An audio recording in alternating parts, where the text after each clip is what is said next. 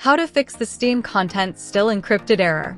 First, open Steam and right-click on the affected game. Select Properties and go to the DLC section.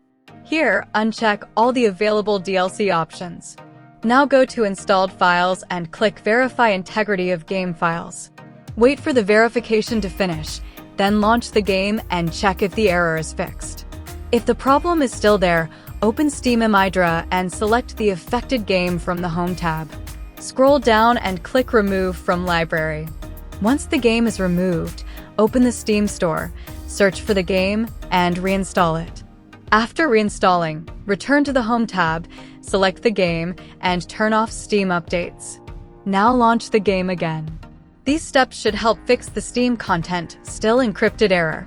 If this video helped you, please subscribe and turn on notifications for more gaming fixes. Thanks for watching. To be what I want, I'll keep dreaming on.